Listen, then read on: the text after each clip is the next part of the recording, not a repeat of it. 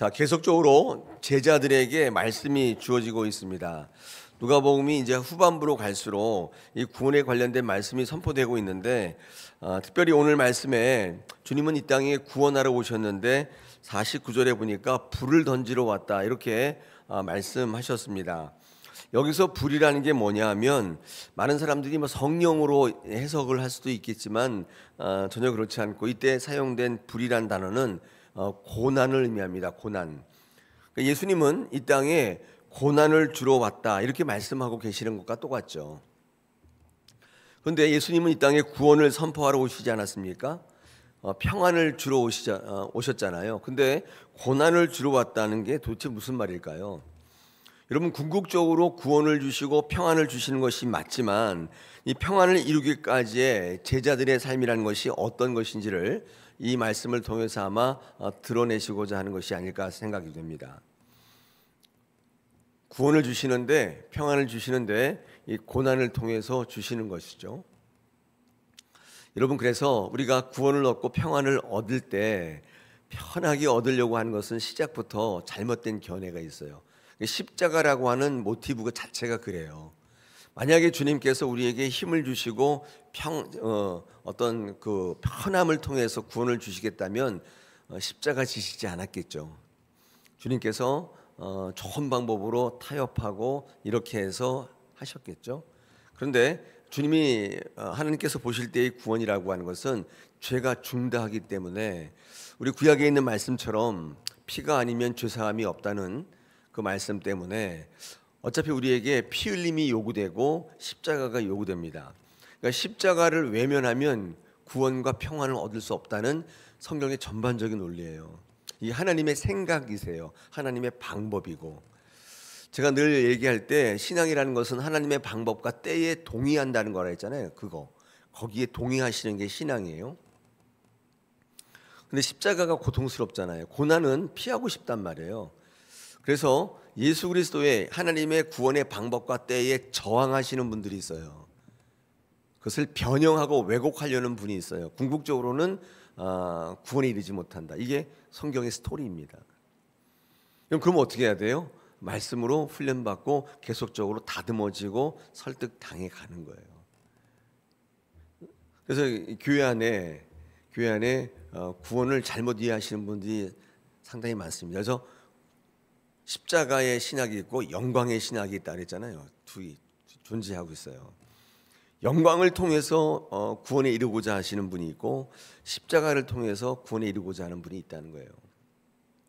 오늘 이 말씀은 그런 전반적인 하나님의 구원의 방법과 때에 대해서 제자들에게 설명하고 있습니다. 왜냐하면 제자들은 예수 그리스도의 고난의 의미를 영광과 편한 데서 찾아요. 내가 어느 자리에 할 건가, 예수님께서 왕자에 오를 때 나는 어떤 위치에 오를 건가, 이런 걸 가지고 구원을 바라봤기 때문에 계속적으로 주님은 제자들을 양육할 때 이 부분에 대해서 계속적으로 이제 말씀을 하고 계시는 것입니다. 그래서 이 평안을 이루기까지, 구원이 선포되기까지 이 제자들의 삶이란 어떤 것인가? 편안한 게 아니라 고난을 당할 것이고 십자가를 지게 될 것이고, 오히려 제자들의 삶 속에 구원을 선포할 때 분쟁을 경험하게 될 것이다 말씀하고 계시죠. 51절에 한 번 더 반복됩니다. 51절에 뭐라고 되어 있냐면, 내가 세상에 화평을 주려고 온 줄 아느냐? 내가 너에게 이르노니 아니라 도리어 분쟁하게 하려 함이로라. 마태복음에서는 검을 주러 왔다 이렇게 되어 있거든요. 자, 이게 무슨 말이냐? 화평을 주러 온 것이 아니라 분쟁하게 하시기 위해서 왔다고요?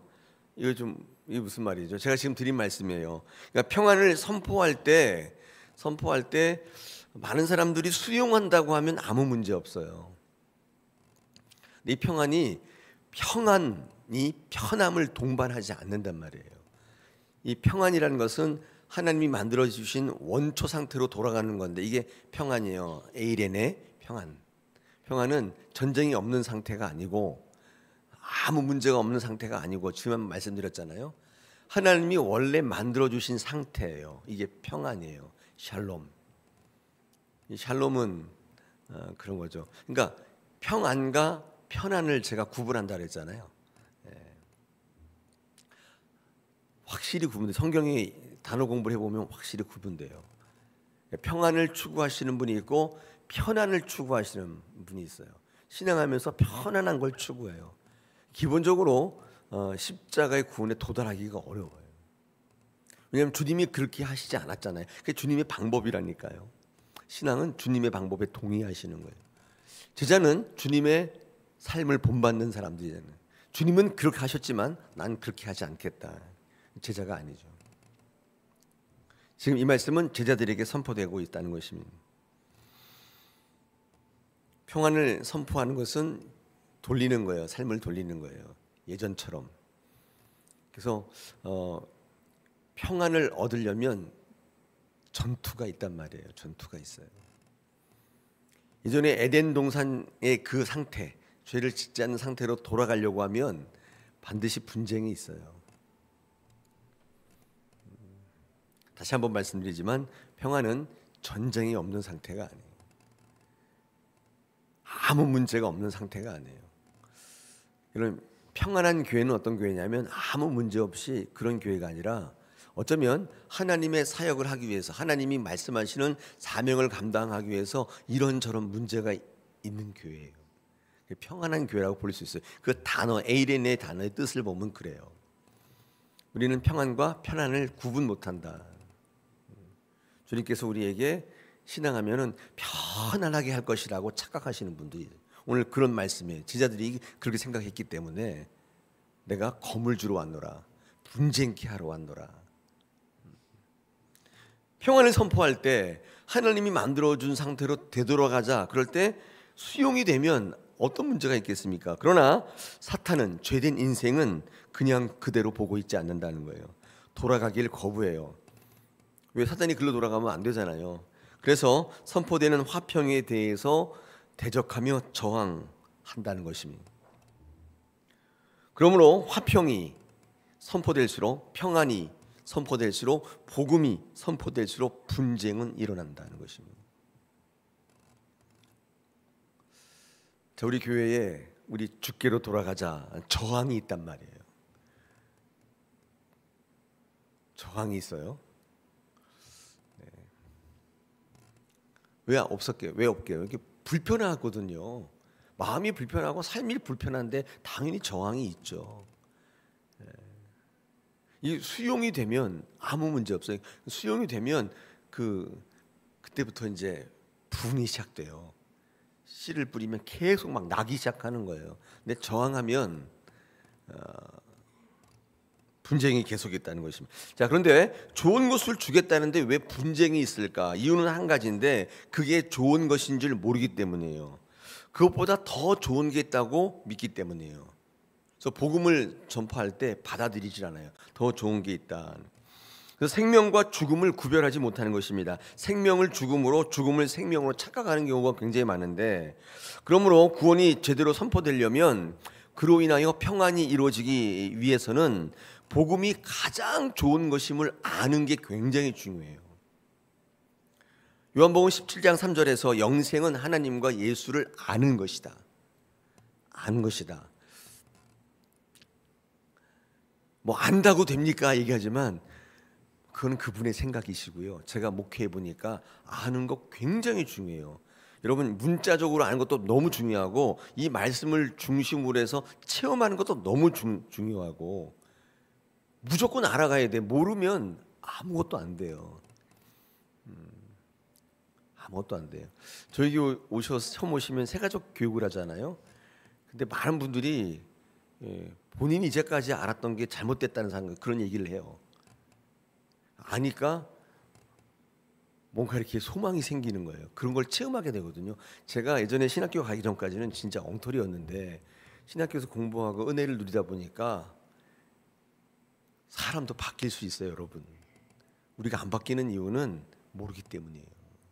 계속 주장하기 때문이에요. 그것만 갖고 되는 게 아니라 이것도 중요하다고 복음이 가장 좋은 것이 모르기 때문인 거예요. 성경은 계속 알아가라. 하나님을 아는 지식이다. 우리 사무엘상에 보면 한나가 노래하잖아요. 하나님의 아는 지식이다. 그렇게 얘기하잖아요. 이런 복음의 선포를 방해하는 가장 큰 이유 중에 하나가 삶이에요. 사는 거. 삶의 문제가 복음 수용을 하는데 방해합니다. 그 대표적인 게 가족입니다. 오늘 성경 말씀에 보니까 뭐 막 서로 분쟁하는데 길거리 사람이랑 분쟁 안 합니다. 가족끼리 분쟁을 하는 거예요. 이 가족이란 말은 물론 문자적으로 패밀리일 수도 있는데 그 문제라기보다는 가장 민감한 부분이란 뜻이에요. 대명사. 가족은 그런 거죠. 저 길거리 있는 분이랑 저랑 무슨 상관이 아무 상관없고 그들과 분쟁할 필요가 없어요. 가족들, 성도들, 돈 이런 거 다 민감한 부분들이잖아요. 여러분 그래서 이 복음을 방해하는 가장 큰 게 이게 삶이거든요. 그 많은 사람들은요. 그래서 이 삶으로부터 복음을 받아들이려는 분이 있어요. 삶의 기준이에요. 그러니까 삶의 형편이 좋으면 복음을 수용하고 삶의 형편이 어려우면 복음을 외면한단 말이에요. 그러니까 복음의 기준이 삶인 거예요. 그래서 삶이 복음을 받아들이는데 가장 방해하는 요소예요. 우리 어제 말씀 나눴지 않습니까? 제자는 어떤 존재냐? 항상 대기하고 있다. 이런 말씀은 누가의 독특한 신학이거든요. 주인이 왔을 때 문을 두드릴 때 항상 문을 열어줘야 돼요. 36절 우리 어제 묵상한 거 보면 너희는 마치 그 주인이 혼인집에서 돌아와 문을 두드리면 곧 열어주려고 기다리는 사람과 같이 하라. 어디 갔다가 주인이 계속 두드리는데 문 안 열어주고 있으면 주님의 때를 놓친다. 제자는 하나님의 시간에 초점을 맞춰져 있는 존재라고. 이게 무슨 말이에요? 대기하려면 자기 삶을 드려야 한다. 제자는요, 삶을 추구하는 존재가 아니라 삶을 드리는 존재. 이게 반대예요. 근데 무리는 자기 삶을 계속 추구해요. 워라벨을 추구한다. 여러분 워라벨이 무슨 말인지 아시죠? 워라벨은 work and life balance. 이거 줄인 거예요. 일과 삶의 균형. 이게 워라벨이거든요. 이거 줄여서 그렇게 요즘 애들이 그렇게 얘기해요. 워라벨. 그러니까 요즘 애들은요, 일과 삶이 이렇게 균형을 맞춰야 되는데 일만 죽어라라 이렇게 하면 안 해요. 돈을 아무리 많이 줘도 안 해요. 왜냐하면 삶을 즐길 수가 없잖아요. 그러니까 이게 균형을 맞춰야 돼. 이게 돈도 적당히 주는데 삶도 즐겨야 돼요. 놀러도 갈 수 있어야 되고 캠핑도 갈 수 있어야 되고 그 한도에서 일을 하는 거지. 옛날 우리 아버지 때처럼 죽어라 그냥 밤새도 일만 하고 이렇게는 안 한단 말이에요. 그래서 한 직장에 오래 안 있어요. 그냥 옮겨 다니잖아요. 계속 좋은 데로. 돈 1억 천금 준다 그래도 안 하고 아무리 뭐 그래도 안 하고 그래요. 요즘 애들이 그렇다는 거예요. 그런데 워라벨만 있는 게 아니라 페라벨도 있어요. 페라벨이 뭐냐면 faith, 신앙이잖아요. and life balance예요. 신앙과 삶의 균형. 이게 무슨 말이냐? 요즘 신세대 애들은 신앙만 하지 않아요. 뭐 예배만 하지 않아요. 신세대만 그런 거 아니고 뭐 어른들 가운데도 그런 분이 있어요. 내 삶을 즐겨야지. 예배만 드리냐? 그런 분들이 있어요.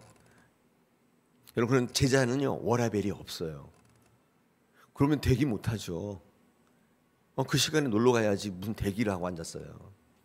문은 딴 사람이 열어주면 되는 거지 내가 열어줄 필요가 뭐 있어요. 스스로 제자되는 것을 거부한다 그 말이에요. 페라벨도 있다. 제가 어떤 그려 보니까 재밌더라고요. 워라벨을 중요하게 여기는 신세대들은 페라벨도 중요하게 해요. 신앙만 치우치. 교회는 매일 힘들다는 얘기를 하게 되고 그 시간에 자기 삶을 즐기고 싶다는 거예요. 근데 그걸 어떻게 탓할 수가 있겠어요? 왜 그래요? 복음이 가장 중요하다는 걸 모른단 말이에요. 나중에는 생명의 문제로 다가온단 말이에요. 아무리 즐겨도 죽음은 정해져 있는 거잖아요. 하나님 앞에 가야 되잖아요. 신앙에만 치우치지 않아요. 삶의 즐거움도 중요한 거예요. 여러분 이것은 성도의 잘못이 아닙니다. 교회가 목회자가 그렇게 만든 거예요. 성도들을 생각한답시고 만든 일종의 중재안이란 말이에요. 신앙만 중요한 게 아니라 삶도 중요하다. 이렇게 만들어 버렸어요. 그러니까 그게 이제 불이 타오른 거예요. 로마서 12장 1절에 보니까 이렇게 되어 있습니다. 너희들이 하나님의 모든 자비하심으로 권하노니 너희의 몸을 하나님이 기뻐하시는 거룩한 산제사로 드리라. 이게 너희가 드릴 영적 예배다. 너희의 몸을 드리라. 너희의 삶을 드리라. 그런 뜻이죠. 너희는 이 세대를 본받지 말고 오직 마음을 새롭게 함으로 변화를 받아 하나님이 선하시고 기뻐하시고 온전한 뜻이 무엇인지를 분별하라. 분별해야 돼. 안 그러면 복음 수용을 거부해요. 페라벨 목사님, 예배만 드린다고 다 됩니까? 이렇게 얘기를 하는 거예요. 안다고 다 됩니까? 이렇게 얘기하는 거예요. 왜냐하면 다른 게 있거든요. 여러분 어떻게 생각하십니까? 오늘 주님께서 내가 화평을 주러 온 줄 아느냐? 난 분쟁케 하러 왔다. 나는 검을 주러 왔다. 그러니까 이 복음을 선포할수록 계속 분쟁이 일어나는데 받아들이질 않는 거예요. 더 중요한 게 있기 때문에, 자기 주장이 있기 때문에 그렇습니다. 그래서 분쟁하게 된다. 오늘 성경 말씀에 50절 보시면 주님이 받을 세례가 있다고 말씀합니다. 이 받을 세례가 뭐냐? 이미 세례 받으셨잖아요, 주님은. 근데 뭐 어떤 세례냐? 이때 세례라는 것은요, 기존의 세례를 말하는 게 아니라 원래 세례라는 게 죽는 자리에서 다시 살아나는 거잖아요. 예수님이 말씀한 이 세례는 십자가를 얘기하는 거예요. 죽는 자리 다시 살아나는 거, 십자가를 얘기해요. 그리고 이 십자가는 핍박이요, 고난인 거예요. 예수님의 복음 사역이 진행될수록 핍박과 고난을 감당해야 된다는 사실을 제자들에게 얘기하고 있어요. 자, 그러니까 이제 마지막으로 이 말씀을 우리의 삶에 한번 적용해 보면 그렇습니다. 우리가 신앙하면 할수록, 그리고 이게 너무나 귀하기 때문에 우리 가족들, 내 옆에 있는 사람들을 전도해서 하나님의 생명으로 인도해야겠다고 생각하면 할수록 보람이 있는 게 아니라 고난이 따른다는 거예요. 저항이 있어요. 알고 가셔야 돼요. 우리는 이 길을 알고 간다 그 말이에요. 내가 좋은 일을 하기 때문에 다 나를 환영하고 나를 인정해 줄 것이다. 절대 그렇지 않아요. 가장 민감한 아내가, 남편이, 자식이 핍박한다. 주님은 지금 본인이 받을 세례가 있다. 세례, 죽는 자를 살아나는 거예요. 이런 말씀은요, 누가복음이 갖고 있는 독특한 신학인데 우리가 신앙생활할 때 어려움이 있다는 사실을 미리 알려줘요. 그래서 핑크빛 길을 걸으려 착각하는, 우리 삶을 드리는 게 굉장히 중요한 제자의 길입니다. 여러분들 무리는 달라요. 무리는 제가 말씀하는 거에 대해서 하나도 포함 안 돼요. 그분들은 제가 말하는 거 반대로 생각하기 때문에, 다른 길로 생각하기 때문에 전혀 해당 사항 없어요. 이 설교를 지나가는 저 길거리에 있는 분이 들으면 콧방귀 끼겠죠. 무슨 소리야 저게? 그렇게 얘기하겠죠. 지금 제자들에게 선포되고 있어요. 하나님의 일을 감당하겠다고, 영원한 생명을 얻겠다고 결단한 이들, 모든 걸 다 버리고 주님을 쫓는 많은 사람들에게 주님 올바른 제자의 길을 설명하고 있다는 것이며, 오늘 이 말씀은 우리에게 주시는 큰 의미가 있어요. 앞으로 여러분 하나님 선을 때까지 신앙생활 하시고 사역도 하시고 할 텐데, 이 말씀을 근거로 해서 생명을 바라보시고 달려가는 여러분 되셔야 할 줄로 믿습니다. 하나님께서 우리의 워라벨은 하늘에 있거든요.